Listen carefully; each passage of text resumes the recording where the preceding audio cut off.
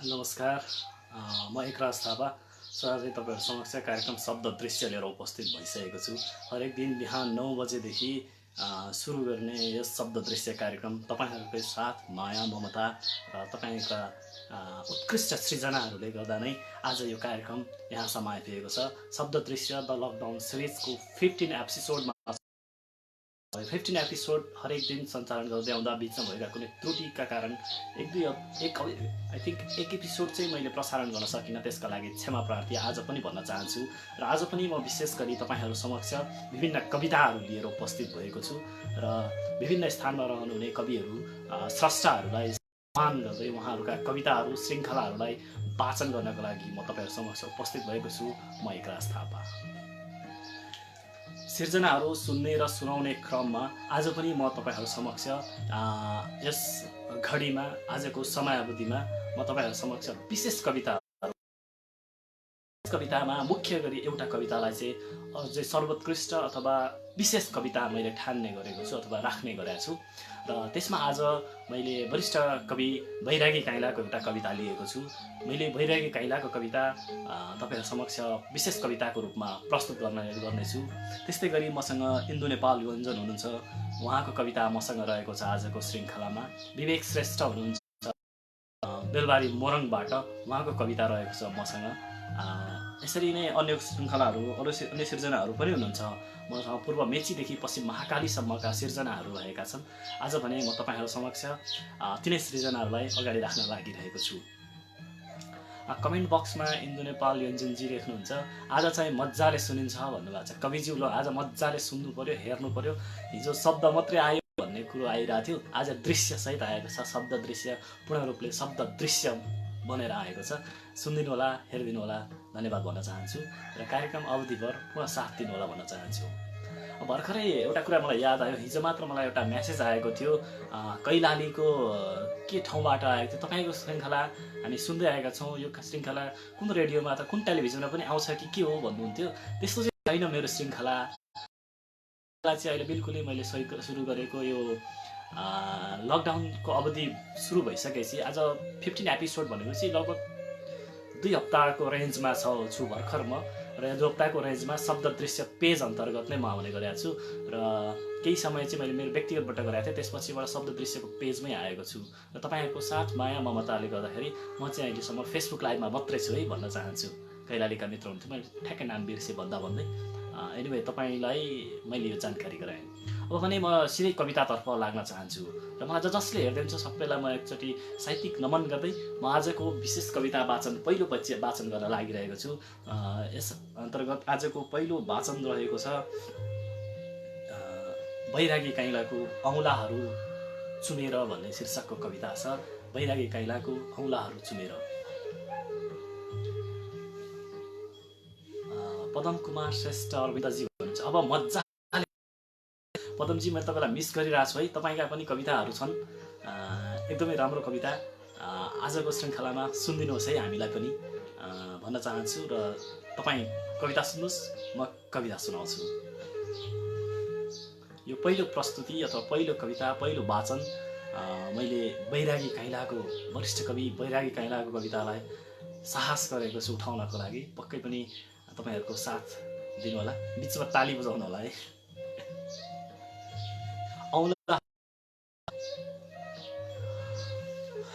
औँलाहरू चुमेर औँलाभरि सलाम, मेरो हजुरलाई आँखाभरि सलाम। औँलाहरू चुमेर औँलाभरि सलाम, मेरो हजुरलाई आँखाभरि सलाम। के बिराए नजरले चुमे ती फुल जो ओठमा फुले, के बिराए हत्केलामा थापे ती केस जो लाजमा झुके। माने कि मेरो हजुरलाई बाटोभरि साह्रै गरी लाज लाग्यो रे, के बिराए नजरले चुमे। औँलाहरू चुमेर औँलाभरि सलाम, मेरो हजुरलाई आँखाभरि सलाम। के बिराए सपनामा आए, सपना र विपना पगाले। के बिराए फुलमा गाले, सिमाना र साँध नै पगाले माने कि मेरो हजुरलाई सपनामा रातभर निद लागेन र हो माने रातभर निद लागेन र हो। वरिष्ठ कवि बैरागी काइँलाको औँलाहरू चुमेर शीर्षकको कविता थियो यो। र यसपछिको म अर्को एउटा सिर्जना तपाईँहरू समक्ष अगाडि राख्नेछु। मलाई अहिले मैले देखिरहेछु गोपाल श्रेष्ठ दाइले पनि मलाई हेर्दै हुनुहुन्छ। उहाँले वाचिङ भनेर देखाए छट्ट अहिले एकचोटि सायद हेर्दै हुनुहुन्छ भन्ने आशा गरेको छु। दाइलाई पनि साहित्यिक नमस्कार भन्न चाहेँ मैले।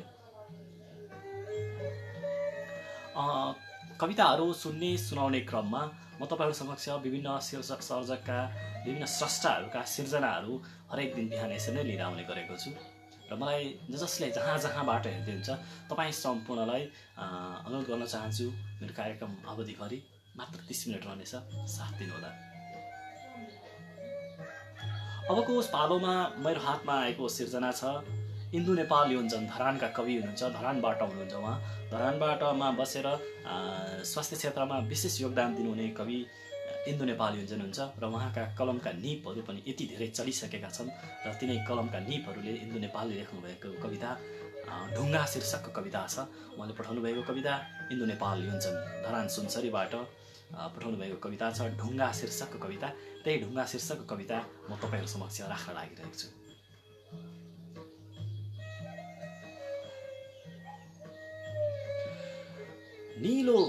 निकै निलो र लाम्चो आकारमा ढुङ्गा भेटेँ आमाले भन्नुभयो।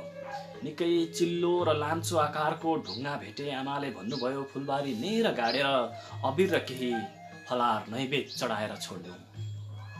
गाउँ सहर हुँदै देश विदेश हल्ला चल्यो। गाउँ सहर हुँदै देश विदेश हल्ला चल्यो। नयाँ देवताको उदय भयो भनेर राति नागमणि सहितको सर्पले ढुङ्गाको रेखपाल गर्छ भनेर साँच्चै निकै ठुलो देवता हुनुपर्छ भनेर। गाउँ सहर हुँदै देश विदेश हल्ला चल्यो। नयाँ देवताको उदय भयो भनेर राति नागमणि सहितको सर्पले ढुङ्गाको रेखपाल गर्छ भनेर साँच्चै निकै ठुलो देवता हुनुपर्छ भनेर। गाउँमा अन्तरी फुपू काम्न थाल्नुभयो। सपनामा त्यही ढुङ्गाले बोलाएको सपना देख्नु भयो रे, त्यसैले झन् काम्नु भयो। दुरान्त फर्काएर आएको भोलिपल्ट अन्तरी फुपूले आमालाई खुब तिरस्कार गर्दै पहिलो पटक त्यही फुलबारीमा घाँस काट्न लगाउनु भएको थियो रे। आज फुपू त्यही थानको पहिलो धुपधुवार गर्ने पुजारी बन्नुभयो। गाउँमा एका बिहान एकोरो शङ्ख बज्यो। सर्पले टोकेर टोप बहादुर स्वर्गको बास भयो भनेर फेरि गाउँमा यस्तो हल्ला फैल्यो। अन्तरी फुपूको श्रीमानको त्यही देउता ढुङ्गाले कुर्ने नागमणि सहितको सर्पले डसेर मृत्यु भयो भनेर। बिर्खबहादुर निकै रिसायो। आफ्नो किराना दोकानको केही उधारो नतिरी टोप बहादुर मर्यो भनेर अब यही घटना परिस्थितिको बारेमा अध्ययन गर्न म लागेको छु र अध्ययन गर्न मन लागेको छ। बिर्खबहादुर निकै रिसायो। आफ्नो किराना दोकानको केही उधारो नतिरी टोप बहादुर मर्यो भनेर अब यही घटना परिस्थितिको बारेमा अध्ययन गर्न मन लागेको छु। ढुङ्गा कसले भेट्यो? ढुङ्गालाई किन देउताले देख्यो? सर्पले किन ढुङ्गाको रेखपाल गर्छ? फुपूलाई किन काम्ने छुट्छ? श्रीमानको मृत्यु किन कसरी भयो भनेर बिर्खबहादुर किन रिसाएको भनेर एउटा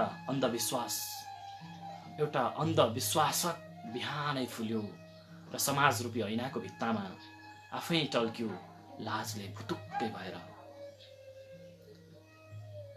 इन्दु नेपाल योन्जनले पठाउनु भएको कविता थियो। निकै राम्रो र उत्कृष्ट कविता, मलाई एकदमै मन पर्यो। पक्का तपाईँलाई पनि मन पर्यो भनेर धेरै धन्यवाद सलाम भन्न चाहन्छु इन्दु नेपाल योन्जनलाई। यति राम्रो अहिलेको सामाजिक परिवेशमा आधारित रहेको कविता र समाजमा हुने जुन अन्धविश्वासहरू छन् तिनीहरूलाई बाण हानेर लेख्नुभएको कविता छ, एकदमै मन पर्यो। थ्याङ्क यू भेरी मच इन्दु नेपाल योन्जन, कवि इन्दु नेपाल योन्जनज्यू। फेरि पनि यस्तै हाम्रो श्रृङ्खलाका लागि सिर्जनाहरू पठाइराख्नुहोस् है भन्न चाहन्छु र अन्य मेरा मित्रहरूलाई पनि कविताहरू सिर्जनाहरू पठाउनुहोस् है भन्न चाहन्छु।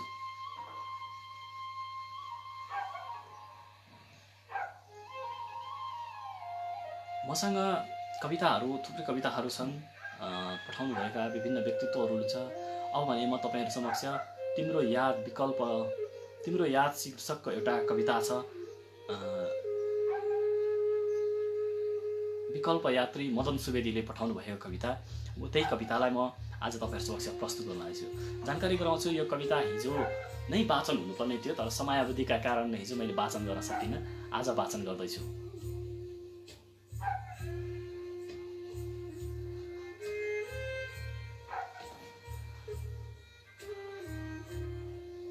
अब भने म तपाईहरु समक्ष तिनै कवि मदन सुवेदी विकल्प यात्रीको कविता तिम्रो याद शीर्षकको कविता छ। त्यही कविता वाचन गर्न लागिरहेको छु।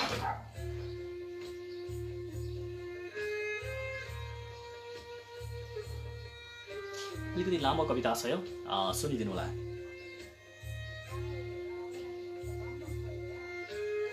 तिम्रा यादहरूले बडो शान्तसँग पछाड मछाड गर्दै कोलाहल मचाइरहेको छन्। तिम्रा यादहरूले बडो शान्तसँग पछाड मछाड गर्दै कोलाहल मचाइरहेका छन्। लाग्छ तिम्रा यादहरूले म्याराथनमा भाग लिइरहेका छन्। उसै नै बोल्टले जस्तै म्याराथन जित्नै पर्ने ढिप्पी कसेर लागिरहेका छन्। एकरो दुधे बालक आफ्नी आमाको दूध खान रोइरहे जस्तो गरी बिहानीको सूर्य उदयसँगै सूर्यकै गतिमा तिम्रा यादहरू आउँछन्। म हाँस्छु, म मुस्कुराउँछु, म खुसीले गदगद हुन्छु, उफ्रन्छु, नाच्छु। त्यो घना जङ्गलमा सुन्न खोज्दा खोज्दै कस्तुरी हराए जस्तै गरी म आफ्नै संसारमा हराउँछु। तर भित्रको म चिच्याउँछ, रुन्छ, कराउँछ, पागल हुन्छ तिम्रो यादमा। तिमी र म भेट हुने त्यो गल्ती, तिमी र म भेट हुने त्यो फन पार्क पहिलेको जस्तो लाग्दैन।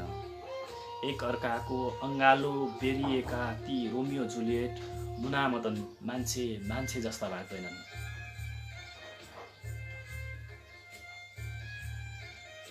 सुनेको थिएँ आफू जस्तो छ अरूलाई पनि त्यस्तै देख्छ भनेर।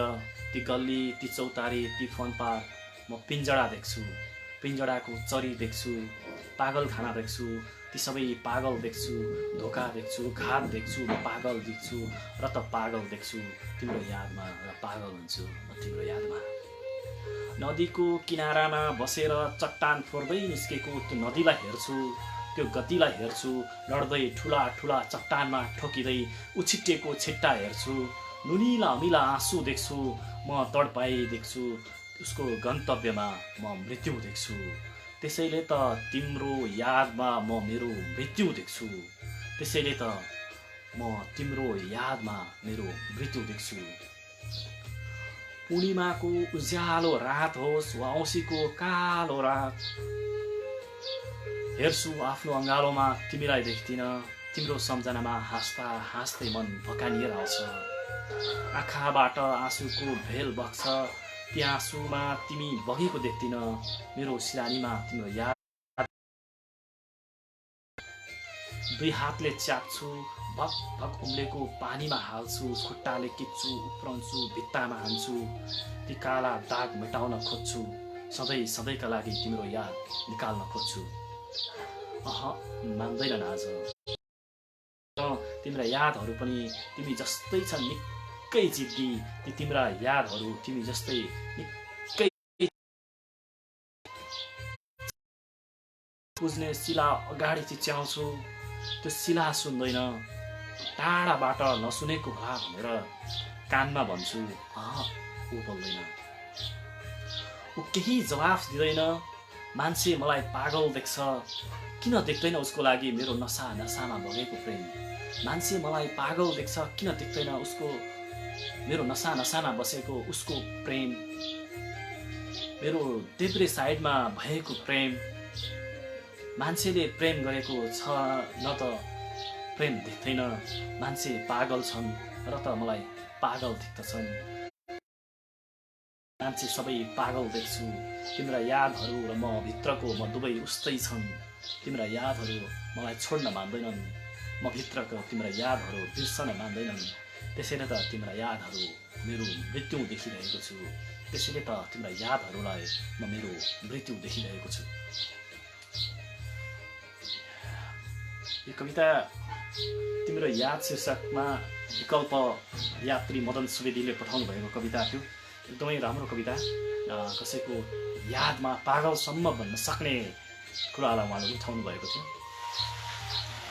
कमेन्ट बक्समा गोपाल श्रेष्ठ दाजु लेख्नुहुन्छ, म सशक्त कवि इन्दु सरको कविता सुन्ने अवसर मिल्यो भनेर आजको बसाइमा इन्दु नेपाल योन्जनको कविता सुन्न पाउनु भएको छ र मैले सुनाउन पाएको छु। म आफू पनि आभारी छु, तपाईँहरूप्रति पनि आभार प्रकट गर्न चाहन्छु। त्यसै गरी उहाँको पनि कवितालाई तपाईँको मन मस्तिष्क छुनेछ र सधैँ गइरहेका पहिला हाम्रो मन मस्तिष्कमा रहनेछन् भन्न चाहन्छु भन्छु। र फेरि पनि म तपाईँहरू समक्ष इन्दु नेपाल योन्जनकै अर्को एउटा कविता पठाउनु भएको थियो। मलाई दुईवटा कविता पठाउनु भयो जस्तो लाग्छ मलाई। होइन रहेछ, एउटा कविता, अर्को एउटा भोलिको लागि श्रृङ्खलाको लागि रहेछ।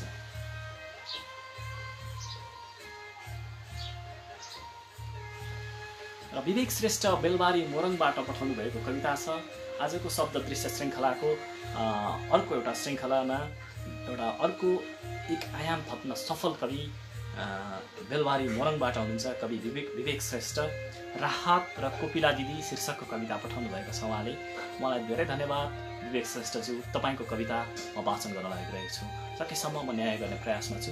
एउटा एकदमै सुन्दर कविता र अहिलेको जुन विषम परिस्थिति छ, कोरोना कहरको अवस्था छ, लकडाउनको समय छ र यसमा विभिन्न सङ्घ संस्था, राज्य तथा व्यक्तिगत तर्फमा जुन राहतको कुराहरू उठिरहेका छन् तिनै कुराहरूलाई उठाउनु भएको छ। कवि विवेक श्रेष्ठले, बेलबारी मोरङका कवि विवेक श्रेष्ठले उहाँकै कवितालाई म तपाईँहरू समक्ष राख्न लागिरहेको छु, अगाडि बढाउन लागिरहेको छु। कविता कोपिला दिदी र राहत। यो कविता अलिकति सशक्त, बेजोड छ, अलिकति अहिलेको सिचुएसन आधारित कविता छ। त्यही कविता म तपाईँहरूसँग वाचन गर्छु। त्यसमा तपाईँ अलिकति थोरै कमेन्ट गर्न चाहन्छु है। मलाई कमेन्ट बक्समा कसैले केही लेख्नु भइरहेछ, अलिकति क्लियर देख्न सकिरहेछ। एनिवे केही छैन, म तपाईँहरू समक्ष अर्को एउटा कविता सुनाउन चाहन्छु। राहत र कोपिला दिदी शीर्षकको कविता बेलबारी मोरङका विवेक श्रेष्ठ हुनुहुन्छ। उहाँको कविता यसरी सुरु हुन्छ र म वाचन गर्दैछु। राहत पाउने झिनो आशामा वडा कार्यालय पुगेकी दिदीलाई जब उनको नागरिकता माग्यो, घरबेटीको हस्ताक्षर माग्यो, जसको कुनै नागरिकता छैन, जसको कुनै घरबेटी छैन, बस उनलाई यति मात्रै थाहा छ कि उनकी आमाले उनलाई सडकमै जन्म दिएकी हुन्, सडकमै हुर्काएकी हुन्, उसको कुनै थर छैन, मात्र उसकी आमाले बोलाउने एउटा नाम छ कोपिला। र बस उनलाई यति थाहा छ कि उसको घर आकाश हो र घरबाट घरबेटी उसका भगवान हुन्। उसलाई थाहा नै छैन जबकि यो नागरिकता भनेको के हो, यो कस्तो हुन्छ भनेर खासमा भन्नु पर्दा उनलाई आफ्नो परिचय नै थाहा छैन। आमाले मायाले कोपिला भन्छिन् अनि अरूले दिएको परिचय बेस्याकी छोरी, आभारा खाते जे भने पनि सहन्छन्। कस्तो विरक्त कहानी लाग्दो जिन्दगी। यस्तो सुन्दा हुन्छ उनलाई धेरै पीडा, तर सुन्नै पर्ने समाजले दिएको छ बाध्यता। लाग्छ होला कस्तो दुःखको जिन्दगी,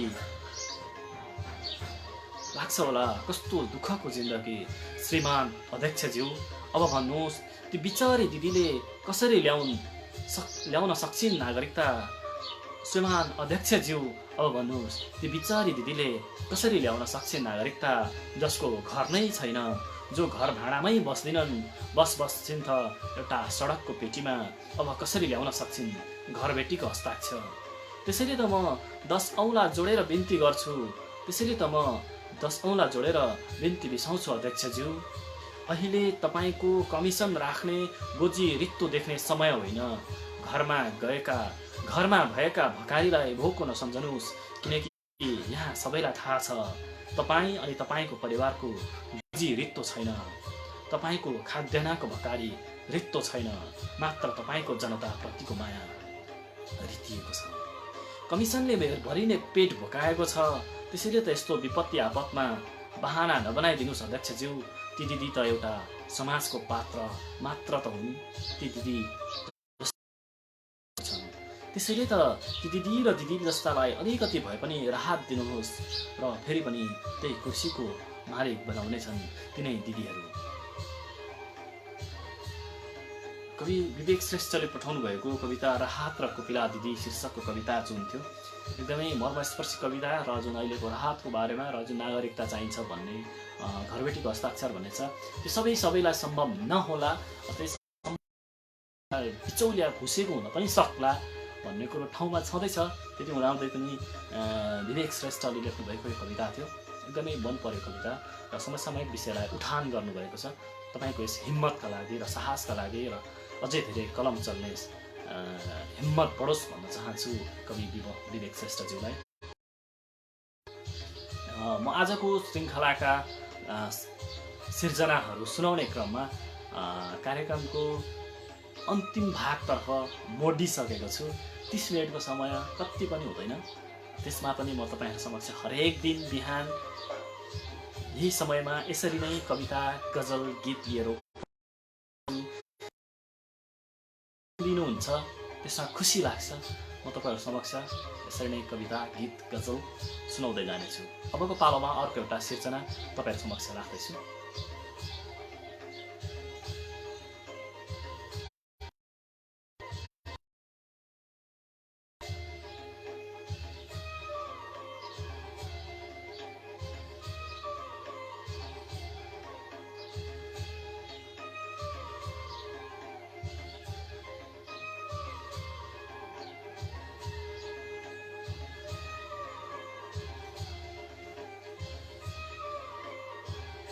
म यो छोटो कविता छ, त्यो कविता अगाडि राख्न लागिरहेको छु। फेरि अस्ट्रेलियाको लागि प्लेन उड्दैछ जुन नागरिकहरू लिनको लागि भनेर सायद सरकारले अथवा भनौँ सम्बन्धित निकायले कोरोना कहरमा पुर्याएको योगदान भनौँ या के, अस्ट्रेलिया नेपाली नागरिक लिन उड्दैछ फेरि पनि। र केही दिन अघि त्यसरी नै नेपाल भित्रिन चाहने जो मजदुरका रूपमा धेरै गरे जसको रूपमा भारत छिमेकी राष्ट्र जानेथे, जो महाकालीमा हाम फालेर महाकालीबाट तर्न नदिएपछि हाम फालेर पानीबाट निस्किएर आएका फोटाहरू, जसमा पनि प्रहरीले तिनलाई पनि समाएर खाली खुट्टै नाङ्गै लगिरहेको अवस्था जुन फोटो देखिएको थियो, त्यस सम्बन्धी नै लेखिएको कविता छ यो। र फेरि आज भोलि कहिले हो अस्ट्रेलियाको लागि फ्लाइट जाँदैछ त्यहाँका नेपालीहरू लिनका लागि भन्ने कविता एयरलाइन्स प्लेन उड्दैछ भन्ने सुन्नमा आएको समाचार छ। त्यो सम्झिँदाखेरि फेरि पनि आज मलाई यो म नेपाली नागरिक भन्ने शीर्षकको कविता सुनाउन मन लागेको छ। कमेन्टमा योगाङ प्रदीप लिम्बू भाइ आउनुभएको छ, तपाईँलाई स्वागत गर्न चाहन्छु। वाउ लेख्नु भएको छ, तपाईँलाई वेलकम भन्न चाहन्छु। र मैले भनिहालेँ आजको परिवेश र म नेपाली नागरिक शीर्षकको यो छोटो कविता तपाईँहरूमा आज राख्न लागिरहेछु। म नेपाली नागरिक। म नेपाली नागरिक अस्ति प्लेन चढेर सिधा काठमाडौँ झरेँ, नेपाल सरकार मेरो स्वागत गर्न लाम। म नेपाली नागरिक अस्ति प्लेन चढेर सिधा काठमाडौँ झरेँ, नेपाल सरकार मेरो स्वागत गर्न लामबद्ध थियो। फेरि आज म नेपाली नागरिक महाकालीलाई जितेर अर्धनग्न अवस्थामा खाली पैताला देशको माटो टेके, आज पनि नेपाल सरकार मेरो अघि लामबद्ध रह्यो। म नेपाली नागरिक महाकालीलाई जितेर अर्धनग्न अवस्थामा खाली पैताला देशको माटो टेके, आज पनि नेपाल सरकार मेरो अघि लामबद्ध रह्यो। तर आज ऊ मलाई अपराधी सोचेर हत्कडी लगाउन तम तयार रह्यो, कारण अस्ति मसँग तागतिलो हरियो पासपोर्ट थियो। आज मसँग नेपाली भन्नुमा नेपाली भाषा र नेपाली नागरिकता, आज मसँग नेपाली भन्नुमा नेपाली भाषा र नेपाली नागरिकता, कारण दुईमा मेरो देशको माटोमा प्लेन चढेर आउन सकिन। त्यसैले आज मलाई यो नेपाल सरकारले हत्कडी लगाउन तम तयार रह्यो। धन्यवाद। यो मेरो छोटो कविता थियो नेपाली नागरिकता शीर्षकको, जुन अहिलेको कोरोना कहरको बेलामा यो सङ्क्रमणकालीन अवस्थामा जुन देखिएको दृश्य थियो त्यसैलाई मैले तयार गरेको एउटा कविता थियो। सृजनाहरू सुनाउने क्रममा म तपाईहरु समक्ष हरेक दिन यसरी नै बिहान 9 बजेदेखि 9:30 बजेको समयसम्मको अवधिलाई सदुपयोग गर्ने गरेको छु र तपाईका सिर्जनाहरू पनि छन् भने शब्द दृश्यमा पठाइदिनु हुन हार्दै अनुरोध छु र जानकारी गराउँछु। मैले आजबाट नै एउटा सुरु गरेको छु। जति पनि कविताहरू आउँछन् म सकेसम्म शब्द दृश्यको पेजमा पनि कवितालाईका शब्दहरू पनि म प्रस्तुत गर्नेछु। त्यसले गर्दाखेरि शब्द दृश्यको जुन एउटा टार्गेट छ अथवा शब्द दृश्यको जुन लक्ष्य छ त्यो पूर्ण हुन्छ भन्ने लागेको छ र आजबाट मैले त्यसलाई पनि सुरुवात गरेको छु। मैले जति पनि मसँग आएका गजल, गीत, कविता, मुक्तक जति पनि सिर्जनाहरू स्रष्टाका सिर्जनाहरू रहन्छन् ती सम्पूर्णलाई मैले मेरो फेसबुक पेज शब्द दृश्य मार्फत पनि राख्ने गरेको छु शब्दका रूपमा। यसरी म फेसबुक लाइभमा आएर दृश्य लिएर आउँछु, शब्दका साथमा दृश्य लिएर आउँछु। त्यसैगरी शब्द मात्र पनि म आज हाम्रो शब्द दृश्यका पेजहरू बिछ्याउने गरेको छु र तपाईहरुले त्यहाँ पनि लाइक कमेन्ट गर्न सक्नुहुन्छ र तपाईका प्रतिक्रियाहरू दिन सक्नुहुन्छ र यो विषम परिस्थितिमा ती सिर्जनाहरू सुनेर आफूलाई अझ सृजनशील बनाउन सक्नुहुनेछ। र आजको कार्यक्रम शब्द दृश्यको लगभग अन्तिम समयमा छौँ हामी र मलाई सुनिदिनु भयो, खुसी लागेको छ। भोलि पनि बिहान यसरी नै 9 बजे उपस्थित हुनुहुनेछ भन्ने आशा गरेको छु र यस कार्यक्रमलाई तपाईले YouTube च्यानलमा पनि हेर्न सक्नुहुन्छ। YouTube च्यानलमा शब्द दृश्यको जुन होस्टको रूपमा म अहिले छु र मेरो नाम एकराज थापा YouTubeमा खोज्नु त्यहाँ पनि भेट्नुहुन्छ। र म भन्न चाहन्छु अन्तिममा द मजेरी लकडाउन पोएट्री शोमा मैले एउटा कविता कोरोना भाकल शीर्षकको कविता राखेको छु। त्यसलाई पनि तपाईहरुले मन पराइदिनु होला र लाइक गरिदिनु होला।